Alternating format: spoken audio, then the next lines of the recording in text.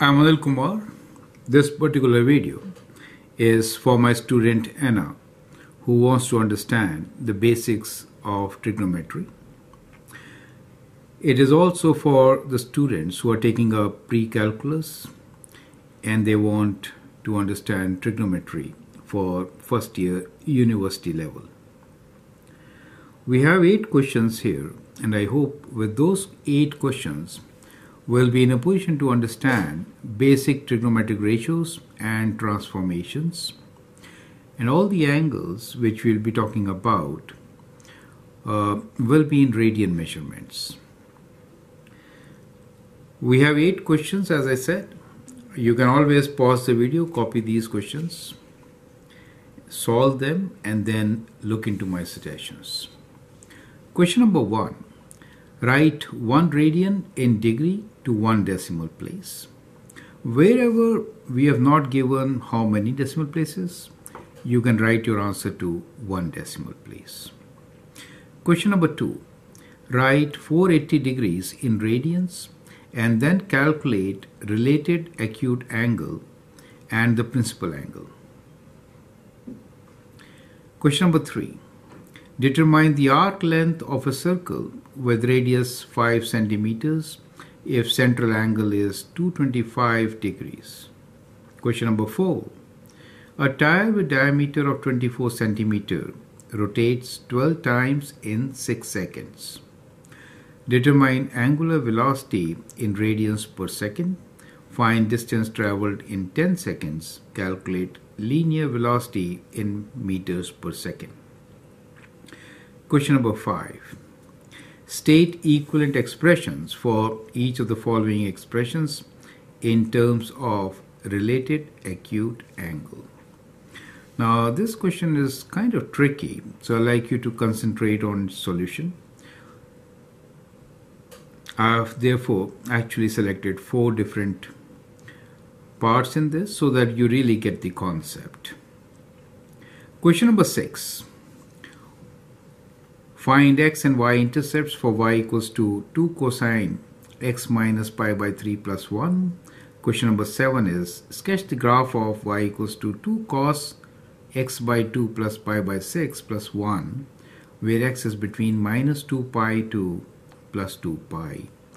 Question number 8 is an additional question here, as we'll introduce you to tan and cotangent x. So question number 8 is sketch the graph of y equals to cot x when x is between minus pi to pi. In the next section, we'll see the reciprocal trigonometric ratios. Now let us solve these questions one by one. Question number 1.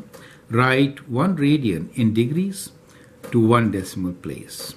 So the relation is that pi radians is equal to 180 degrees, right? So that is the basic relation. When we say 1 radian, then we need to divide both sides by pi, so we get 180 degrees divided by pi. Now radians basically is a ratio, so it is not any particular unit, and therefore when you divide this, you get your unit in degrees only, right? So remember that radian is ratio of arc length to radius. Okay, now let's divide. So it is 180 divided by pi, and we'll write our answer to 1 decimal place. It is 57.29. Let me write this as 57.29, and we are going to write this as 57.3, right? So 57.3 degrees. So that is 1 radian. Okay, so almost very close to 60 degrees. Do you see that? So that is an easy way to remember what 1 radian is, right? Okay, question number 2. Write 480 degrees in radians and then calculate related acute angle and principal angle. Now let us understand what is 480 degrees, right? Okay, so 480 degrees means that we are moving counterclockwise, that is 360 degrees, and then one full circle is 360. How much more? So it is 480 minus 360, which is 120 degrees. So we'll go further 90 and then 30, correct? So that gives us 480 degrees. So I could always sketch this as terminal arm in this particular direction, right? So that becomes 360 plus 120. So this is 480 degrees. How do we convert degrees to radians? To convert degrees to radians, we'll multiply by, see, we have to cancel radians, degrees. So we have to divide by 180 degrees. That is like cancelling degrees and pi radians. Does it make sense to you, right? So that becomes the conversion. So you can use your calculator to do the calculation. So it is 480 divided by 180, which is equal to 8 over 3 pi radians, right? So we have not mentioned whether it should be exact value or to decimal place. I'll just keep it like exact value, 8 over 3 pi radians. Now the second part of this question is then calculate related acute angle, right? So as you can see here, this is your related acute angle. Let me call this as alpha. So angle between the terminal arm and horizontal axis, right? So what is related acute angle? We are saying alpha is the angle between terminal arm and horizontal x-axis. Let me write at present, right? So normally x-axis, horizontal axis, is it okay? So that becomes your acute angle.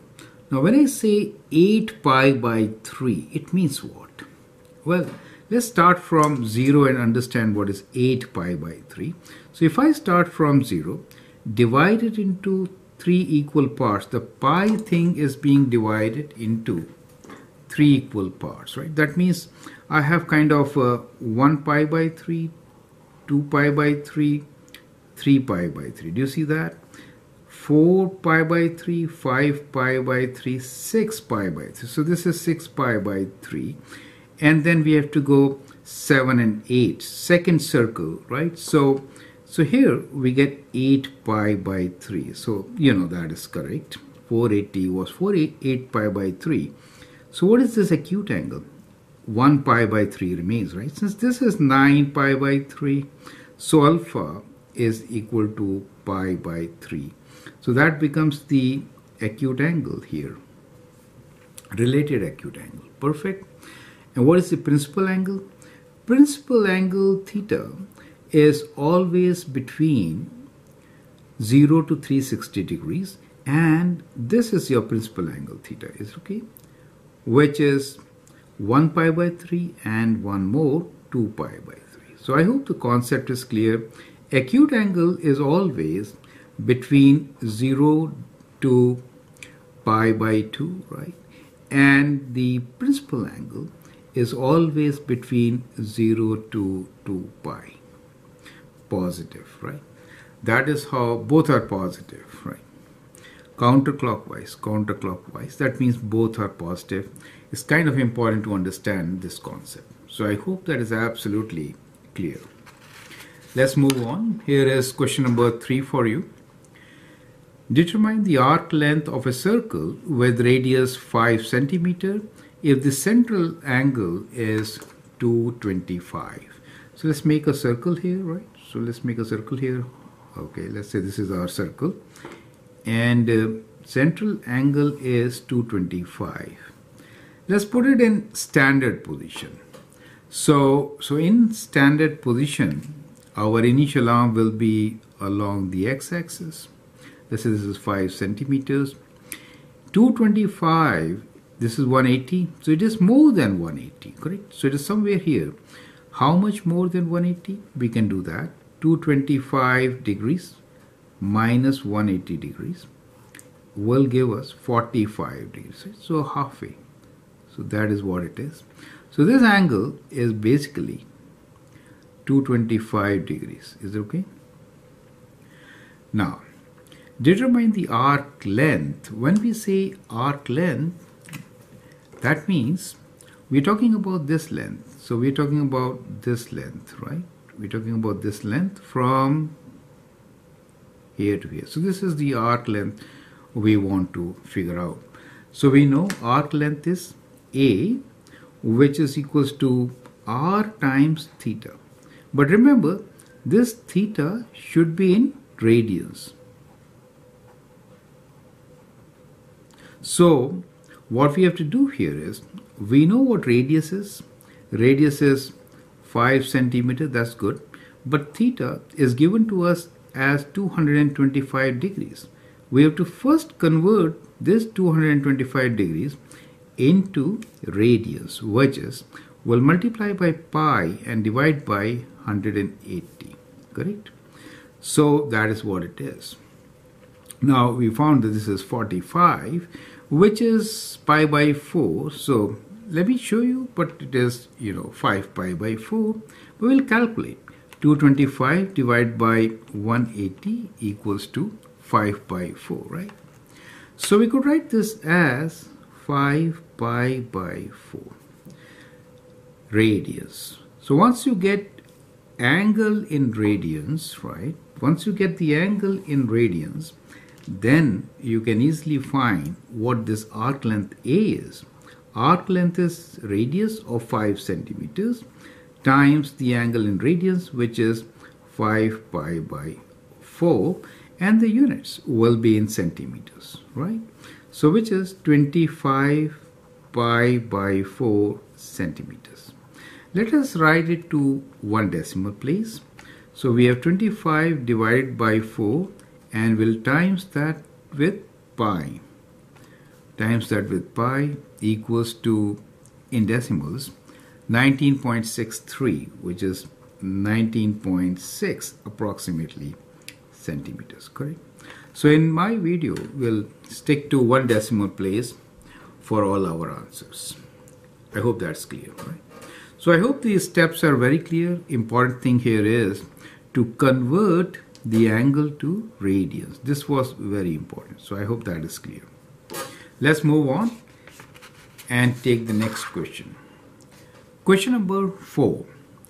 A tire with diameter of 24 centimeter rotates 12 times in 6 seconds. Determine angular velocity in radians per second. Find distance traveled in 10 seconds. Calculate linear velocity in meters per second. I'd like you to pause the video, solve this question, and then we'll move forward. Here is question number 4. A tire with diameter of 24 centimeter rotates 12 times in 6 seconds. Determine angular velocity in radians per second. Find the distance traveled in 10 seconds. Calculate linear velocity in meters per second. So with this example, I'll actually summarize all our learnings about rotation and radian measurement. That's the whole idea. Few formulas which we have learned related to radian measurement are A equals to R theta, where A is the arc length, R is the radius, right? Omega is the angular velocity, which we will normally write in revolutions per second or in radians per second. So those are the units for omega. Now, angle theta could be written as omega t if we are relating the length with time, which we are going to do in this particular question. And another very important formula to remember is that linear velocity v is omega times r. So here are few very important formulas which you need to kind of know to solve this particular question. Is that clear? Now if I combine these two formulas, then I do get A in terms of r omega t, right? So replacing theta with omega t, we can say r omega t. Now this is most important formula for you. Normally not mentioned in the books, right? So I'll just highlight this particular formula and then we'll move forward. So I'd like you to make a note of these as we move along, correct? Okay, so here we have a tire with diameter of 24, right? So if the diameter is 24, what is the radius? So at times you may do this mistake, right? Radius is half of 24, it is 12 centimeters. So first step is, we know diameter is 24 centimeters. Radius is 24 divided by 2, which is 12 centimeter. Perfect? Right. Part A. So let's do part A first, which is determine angular velocity in radians per second. You see, I did not really give you any formula for omega. It is basic definition. Angular velocity is in radians per second. Now what are we given here? Rotation in revolutions per second, right? So what we are saying here is actually definition of angular velocity, but in different terms. It says rotates 12 times in 6 seconds, right? So let's underline this. Rotates 12 times in 6 seconds. So 12 times means 12 revolutions. Is that clear? So we could write this omega as 12 revolutions in 6 seconds. So that becomes the unit. You see, revolutions per second, just the basic unit. Since we want it in radians per second, we know one revolution is, let me write down here, one revolution is 2 pi radians, correct? One full circle is 2 pi radians. Perfect. So we replace this revolution by 2 pi. So we could write this as 2 pi radians, correct? So that is what we have done. Replaced revolution with 2 pi radians. We already have 6 seconds. And if you simplify, 12 divided by 6 is 2. So we get 4 pi radians per second. Does make sense? So very simple to find omega. So part A clearly is 4 pi radians per second. Correct? Now let's do part B, which is find distance traveled in 10 seconds. A, right? So A is the distance traveled. Since the length of the radius is r, we can say A equals to r times omega times t. R is 12 for us. Omega is 4 pi, right? 4 pi. And time is, we can write, see, units, radians per second, and time is 10 seconds, 10 seconds. As you can see very clearly, seconds will cancel. Radian is a ratio, and 10, which is centimeters, we get our units. Is that clear to you? Correct? So we get, let me write like this. Okay, so that becomes the distance traveled in this particular case. So you could write this as 48 and 10, 480 pi centimeters. Is it okay? Now, if you need to write the answer in one decimal place, we could also convert this to meters. So we could say 480 times pi, and then we can divide it by, let's say decimal value is 1507. We'll divide this by 100. Well, in decimals, we could write this also as 15.08 meters, right? So to decimal places, well, as I was saying, we'll do one decimal place, so I should have written 15.1 meters, right? So, okay, that's fine. So we get A also, which is r times omega t. Now let's see part C. Part C for us is calculate linear velocity. V equals to omega times r. Omega is 4 pi radians per second. Is it okay? But we need it in meters per second. That is the only catch which we have to look into. So we know velocity is omega times r. So we could write velocity as equal to, let me just kind of, okay. Omega is 4 pi radians, which is just a ratio over seconds, and R is 12 centimeters. Correct? If you want to write it in meters per second, you have to only divide by 100. So what we get here is 12 times 4 pi divided by 100, right, in meters per second. That's it. So that is how you could easily do it. Let's convert the units. So 12 times 4 is 48. And we know 48 divided by 100, and we'll multiply by pi times pi in decimals. It gives you 1.5, let's say 1 meters per second. Is it okay? So that is what we get. So you see, we could get very easily velocity by using this particular formula. Now, question number 5. State equivalent expressions for each of the following expressions in terms of related acute angle. We have 4 parts. I'd like to explain you how we get equivalent expressions for 2 of them. The other 2 are for you to practice. Part A is cos of minus 7 pi by 6 and B is minus cosecant 11 pi by 4. Now you have to remember 2 things to solve such questions. Let me draw 2 different diagrams here. First is the rule. Which ratio is positive in which quadrant? This is our quadrant 1, that is quadrant 2, quadrant 3 and quadrant 4. In quadrant 1, all are positive, right? So in quadrant 1, we know that all are positive, right? In quadrant 2, sine is positive, tan is positive, and cosine. All students take calculus or the cast rule as popularly known here in North America, right? Cast rule. Okay, so that is one thing you should know about to answer these questions.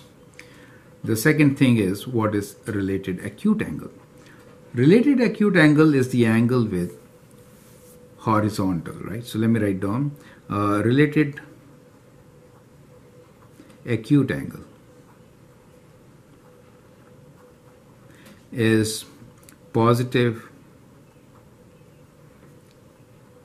angle less than or equal to 90 degrees.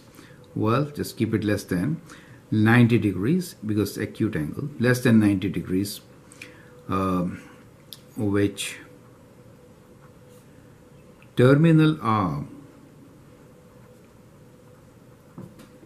makes with x-axis, which is horizontal. Is it okay? So these are the 2 things which you should know. So let's take up the first example, which is cos of minus 7 pi by 6. So when we see something like this, we're trying to divide the whole circle into these terms, pi by 6 terms, right? So we're trying to do this, cos of minus 7 pi by 6. So this pi is being divided into 6 parts. So pi is this portion, right? So 3 parts here, 1, 2, 3, right? And then 3 parts here, 1, 2, 3. So you see 6 parts here. Now we can extend these and get the other 6 on this side. So what you notice here is that we have 12 parts in all. So if you start from 0 radians, so it is 1 pi, 2 pi, 3, 4, 5, 6. This is 6 pi by 6. And here we have 7 pi by 6. Do you see that? That is 7 pi by 6. However, the question is negative. So do you see this negative part here? So when it is negative, you have to move in clockwise direction, not counterclockwise. So get from here, we go 1, 2, 3, 4, 5, 6, and 1, 7. So you land up there. Do you see that? So that is where you land. So we're talking about cos of minus 7 pi by 6. Now as soon as you land there, we know we are in quadrant 2 in quadrant 2, cos is negative. So we are expecting negative answer. Is it okay? So we are negative, cos value has to be negative. And what is the related acute angle? Related acute angle is the angle which the terminal arm makes with horizontal. Clearly it is pi by 6. So we could write this as cos of pi by 6. Does it make sense to you? The question is, state equivalent expression for each of the following expressions in terms of related acute angle. So that is the related acute angle, and since we are expecting a negative value, our answer should be minus cos pi by 6. So that is our part A. Is that clear? Correct? Okay. So let's move on to the next question. So we have done the first one here. Second, which is minus cosecant 11 pi by 4. Now let's try to understand this. Okay, so let me sketch this here and then we'll do it. So we say pi by 4 this time and 11. So that means we could divide this into, if you start from here, pi by 4. So this is 1 pi by 4, 2 pi by 4, 3, 4, 5, 6, 7, 8, right? So we have 8 pi by 4, which is 2 pi, right? Makes sense. Now this is 9, 10, 11. So this is 11 pi by 4, correct? Now again, we are in quadrant 2. We are in quadrant 2 again. Cosecant is what? Cosecant is 1 over sine, right? So cosecant is basically, you could write this as minus 1 over sine 11 pi by 4, right? I'm only writing for the cost rule or the all students take calculus rule. It is positive here, right? So this portion is positive. This portion is positive, however negative here. So we should write our answer as negative value, since that is negative. Is that clear to you? And the acute angle is pi by 4. So we get sine pi by 4. Does make sense? I'm sorry. It should have been, we are talking about cosecant. So it will be minus cosecant pi by 4. Correct? I'd like you to apply the same strategy. Write down the answers for part C and D. And I hope this helps. So let me write down the answers for the first two. For cos of minus 7 pi by 6, we get this as equal to negative cos of pi by 6. Pi by 6 being the related acute angle. And for minus cosecant 11 pi by 4, we get minus cosecant pi by 4, right? Now I hope you must have got the answers for these two. Let me give you a quick solution to these two also. See, here is sine with a negative sign minus 5 pi by 9. So let us see where will this be, right? So let's look into that part.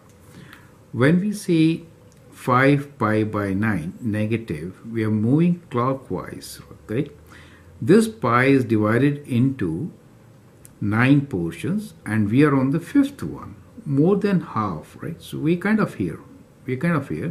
So what remains here is, out of 9 we have covered 5, 4 remains. So the acute angle is 4 pi by 9, correct? So the acute angle is 4 pi by 9. Now in this quadrant, sine is negative and that negative will make this negative positive. Therefore, your answer should be positive sine 4 pi by 9. So this answer should be sine 4 pi by 9. Is that clear to you, right? For the last one, which is cotangent 11 pi by 3, let me give you a quick solution here. We are saying pi is divided into 3 portions, right? So we have got 3, 6, and then 3 more, 9, 12. So 12 and now 14 means we are right there. So it is basically 1 circle, 2 circle, and then you land up here, right? So that gives you the position. tan is negative here, so we expect negative answer. And since we have covered 2 pi by 3, 1 is left, so we get cot pi by 3 as our answer, right? So that is how you should be solving it. Let's move on to question number 6. Find x-intercept and y-intercept of y equals to 2 cos x minus pi by 3 plus 1. So let's find the x-intercept first. X-intercept means that y is equal to 0. So we'll write equation with y equals to 0. We have 0 equals to 2 cos x minus pi by 3 plus 1. We have to solve this equation. Bring 1 to this side, so we get minus 1 equals to 2 cos x minus pi by 3. Divide by 2, so we get negative half equals to cos x minus pi by 3. Now you can use the standard special triangles to figure this out. Pi by 3, okay, cos of minus half. So minus half you get in this triangle, which is pi by 3, pi by 6 triangle. So here we know pi by 6, we get 1, 2, and square root of 3. We're looking for a cosine value of negative half. Or what we know here is clearly, let's do it here. For cosine, negative means either you are in quadrant 2 or in quadrant 3. So there are two possible solutions. Right? In both these places, cos is negative. And the acute angle is pi by 6. So the related acute angle is pi by 6. Do you see that? So from here, you can say that this angle should be equal to what? So we can say that x minus pi by 3 should be equal to pi plus pi by 6, or it should be equal to, so there are two possibilities, right? Or x minus pi by 6. Do you get the idea, right? So these are the two angles which are part of our solution. So there are two x-intercepts. We're only considering within 0 to 2 pi. So let me write down here the x value between 0 to 2 pi. Is it okay? Right. Now, we can solve for x now. So we can say x is equals to pi plus pi by 6 plus pi by 3, taking 6 as your common denominator.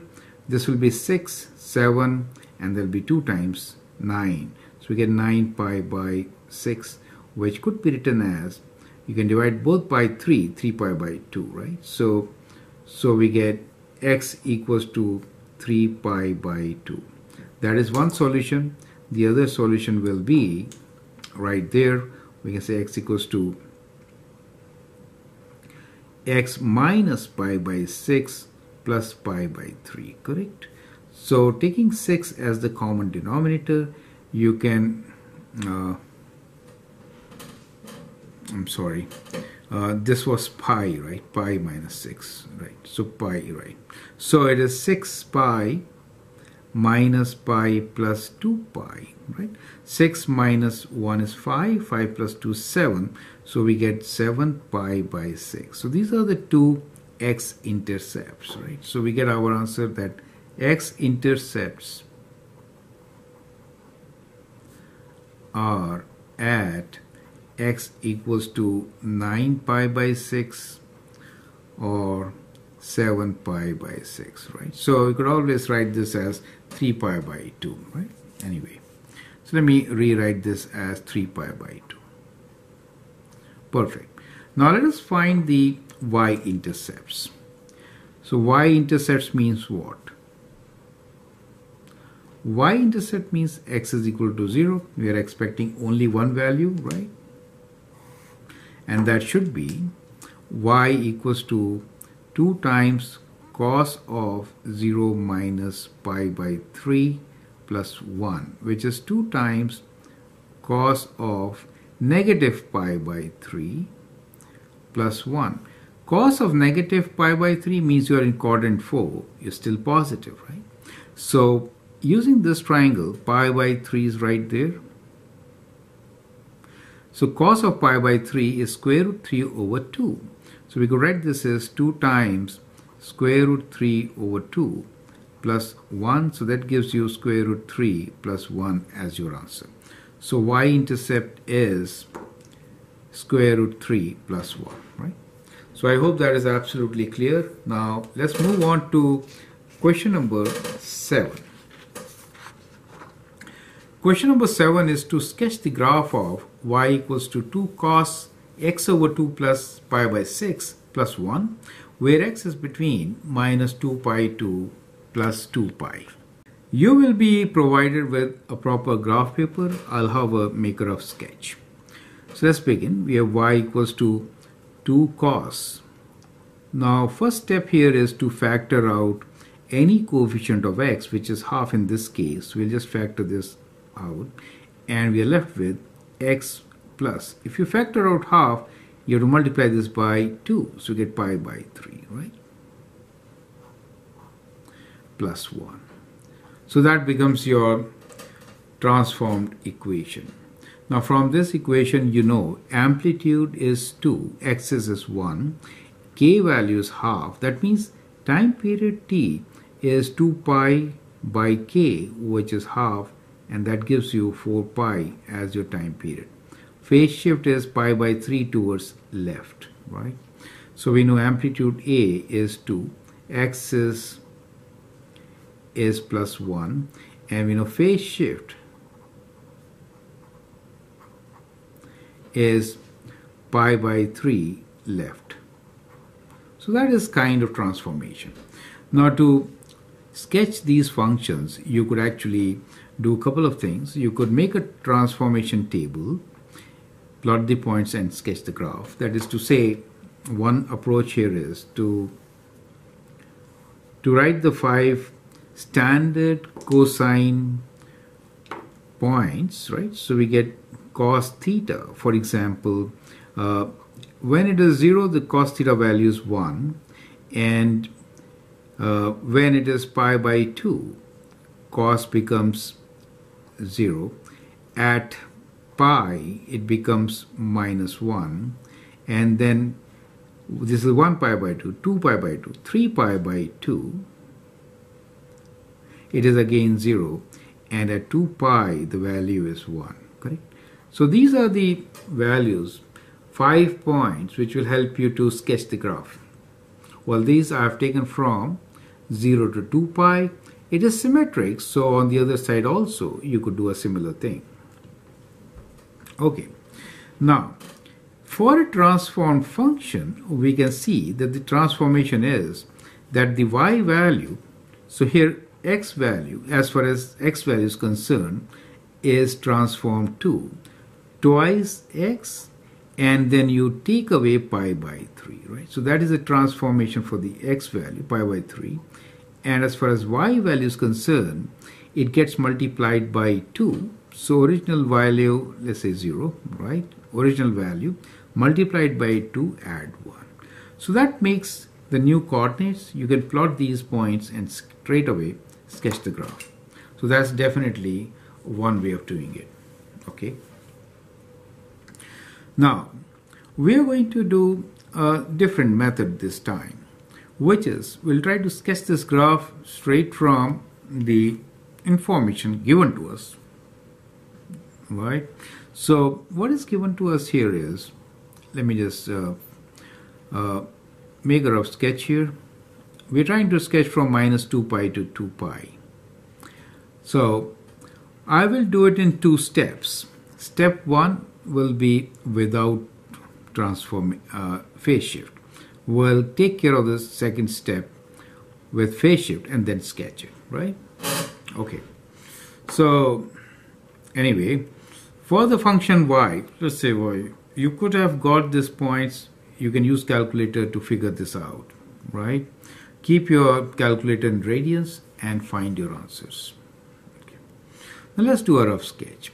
How do I do it normally is, 1 is my axis. So We draw a line at 1. So that becomes 1 axis, right? From this line, you're moving 2 units up and 2 down. So from here, you move 2 up. So your maximum is kind of here.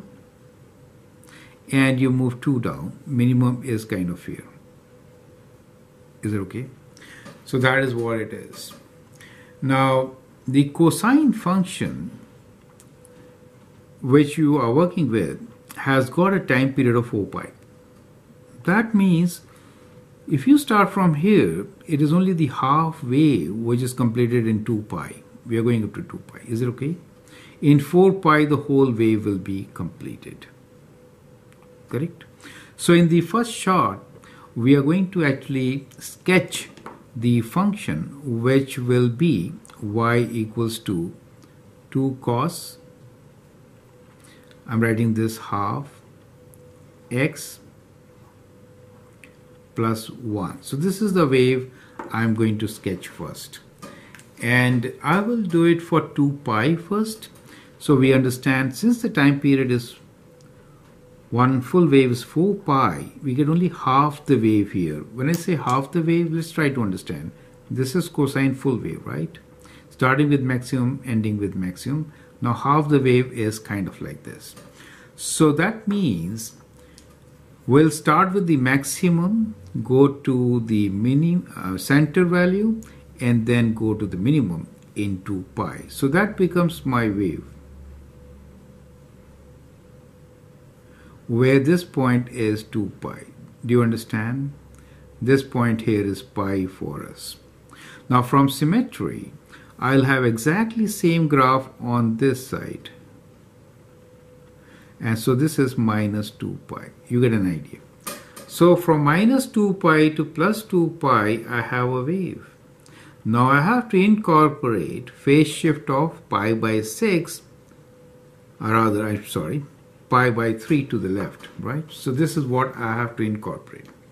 So let's do that and sketch the final graph.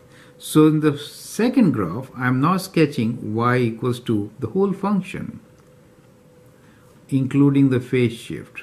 So now we'll do 2 cos half x plus pi by 3 plus 1. So now I'm incorporating this phase shift of pi by 3. Do you understand? So this is pi divided into 3 equal parts will be this much. So all this has been moved, all the points have been moved towards left by pi by 3. Do you get my idea, right? So kind of like this. We're not sure about this point, but anyway. So that is how it is. So this point here moves to pi by 3. Do you see that? So now I can sketch my graph kind of like this.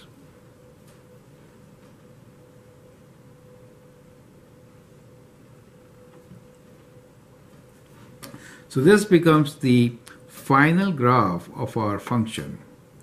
And this point here is minus 2 pi minus pi by 3, correct? Which will be 6 minus 7 pi by 3. Do you see that? And here it is going to be 2 pi minus pi by 3, which is 6 minus 1, 5 pi by 3. So this point will be 5 pi by 3, and this point will be 7 pi by 3. Here it is, this is 1 and this is 3 for us, that is minus 1. Is that clear to you? So in 2 steps, this is step 1, where we did without phase shift, and then we did step 2, incorporating the phase shift. We could always do it. You can actually do these calculations, plot these points directly, right? You could plot these points directly so that you get these 5 points and sketch your graph. No problems. Perfect? Okay. Now let's come to question number 8, which is the last question. I've just added. We are looking into cotangent functions. So the graph of y equals to cot x is to be drawn. Now cot x is the ratio of, cos over sine, right? It is 1 over tan, so it is cos x over sine x. So what do you notice from here? If sine is 0, we have vertical asymptote, correct? So let us see how to sketch this graph. So to sketch this graph, I'll take two references.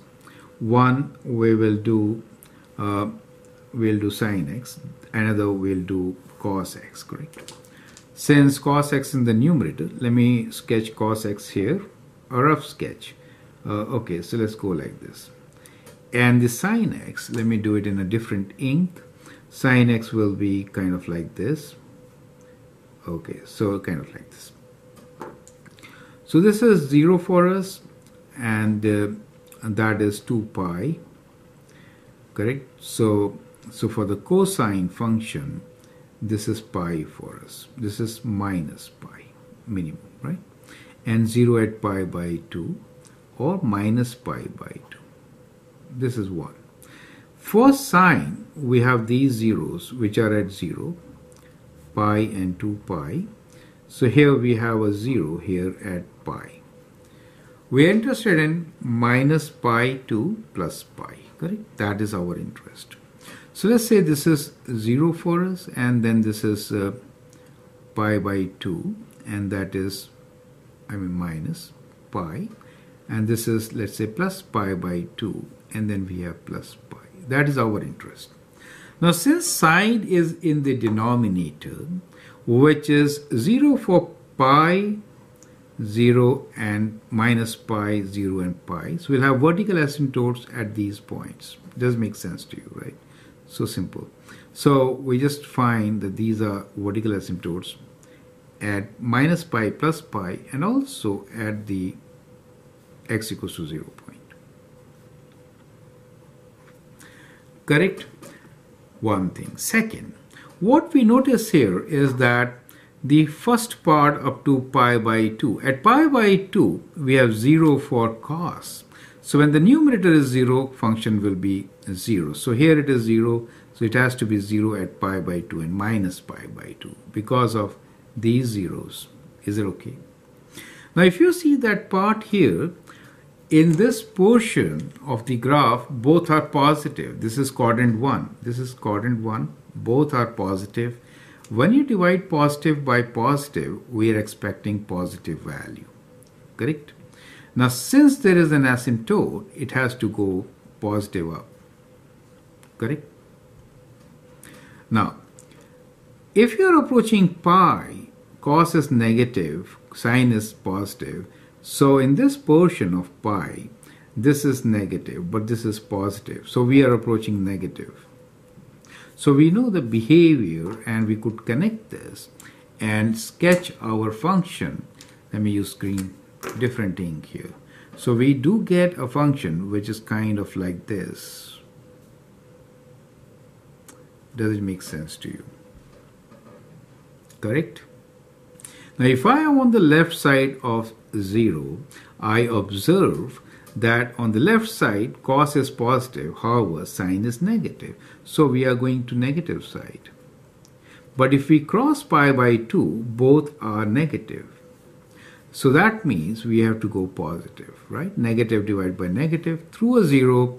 So again, the graph is kind of like this. Do you see that? So this pattern repeats. So for cotangent, we know that the period is of pi, right? So it repeats after every pi. Do you see that? It repeats after every pi. And let's write down its characteristics. Range is all real numbers. So range is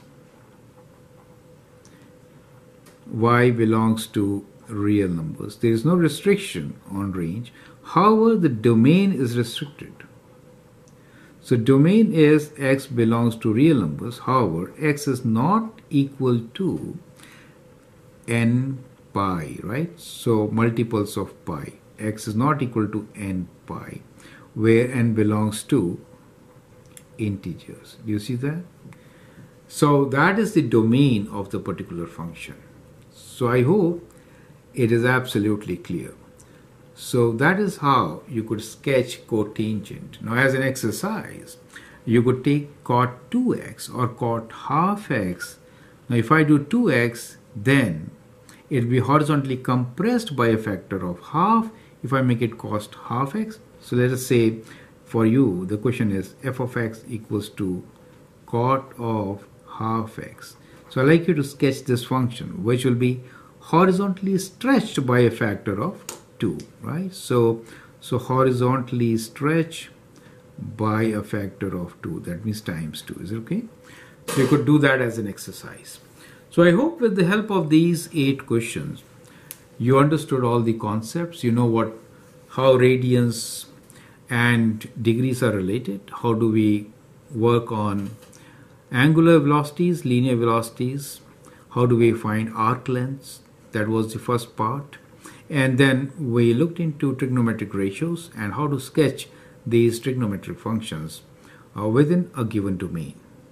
I hope that helps. Feel free to write your comments, share your views, and if you like and subscribe my videos, that'd be great. Thank you and all the best.